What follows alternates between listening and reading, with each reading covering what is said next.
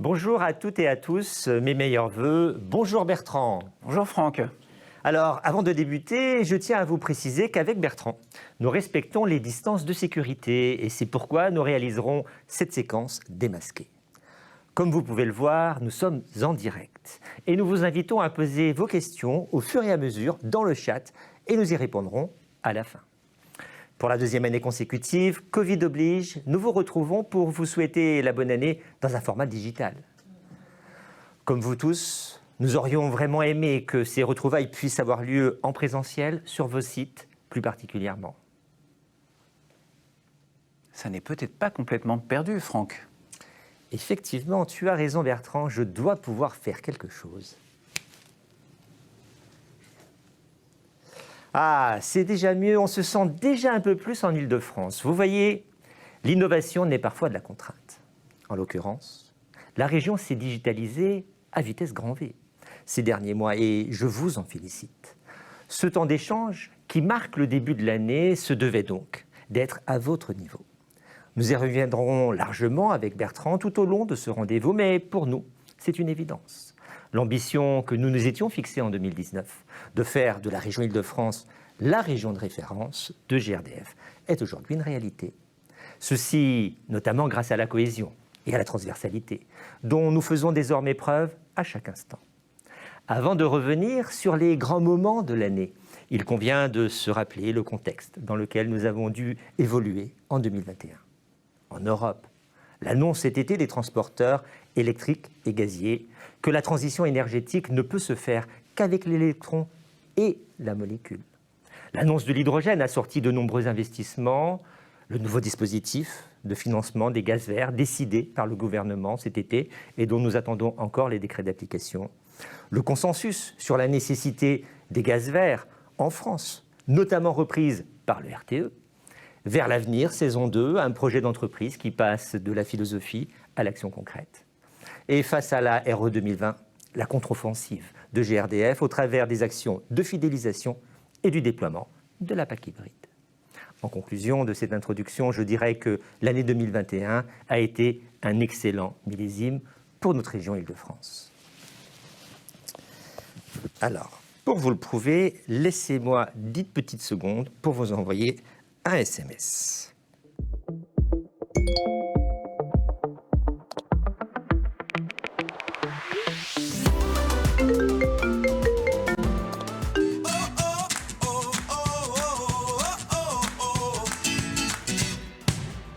Le projet d'agence, c'est un objectif vers lequel on se dirige, que ce soit politique, économique. Faire avancer les choses de manière construite et en concertation. Projet d'agence, moi quand je pense projet d'agence, je pense tout de suite à l'équipe. C'est quelque chose qui doit engager l'ensemble des collaborateurs d'une agence vers le même objectif et si possible dans l'efficacité et la bonne humeur. C'est tout ce qui est comment optimiser l'activité, adopter d'autres manières de travailler.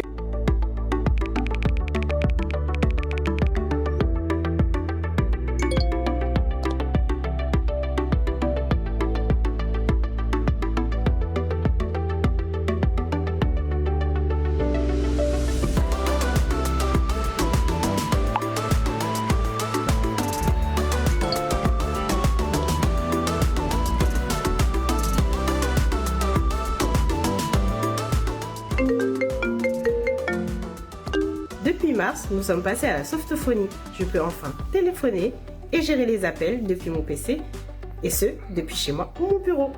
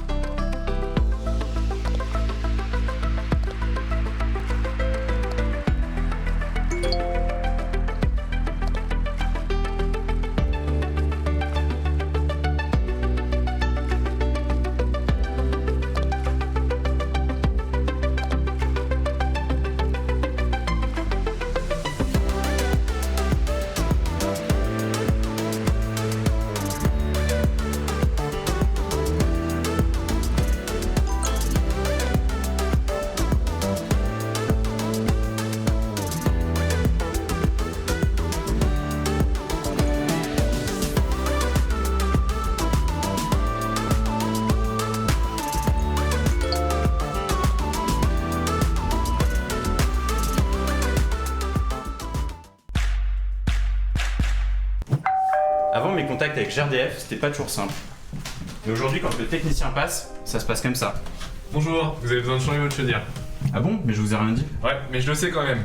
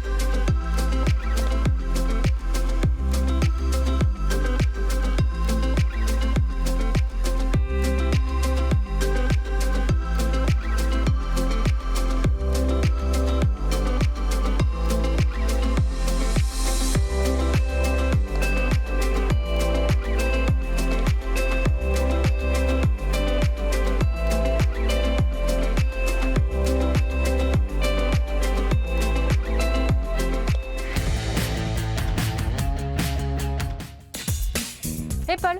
Bonjour Ophélie. Ophélie, tu es chargée d'affaires chez GRDF et aujourd'hui on va sur un chantier de renouvellement de réseau pour faire un point sur l'Aro. Effectivement, nous allons sur un chantier dans le 20e arrondissement. C'est parti.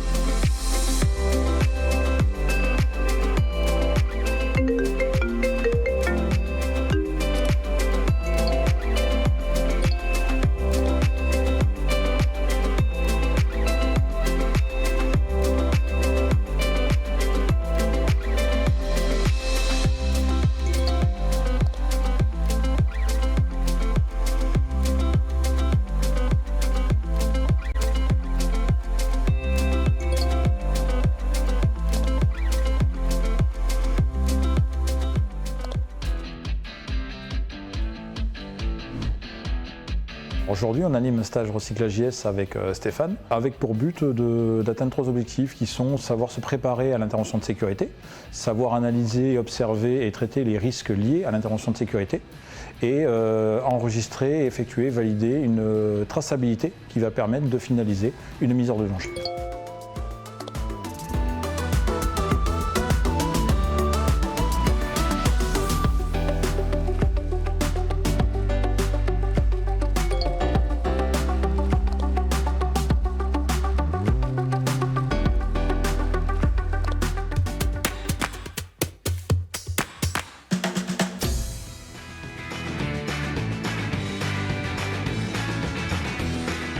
Le conseil que je voudrais lui donner, c'est de jamais baisser les bras, de se dire qu'on a autant notre place dans les métiers techniques que nos collègues hommes. Je le vois encore tous les jours parce que depuis que je suis arrivée dans cette agence, je vois de plus en plus de femmes embauchées et qui sont très très compétentes.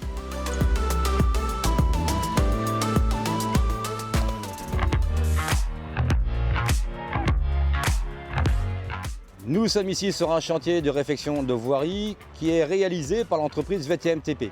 Ce chantier a été identifié en vigilance modérée dans l'application Locavis.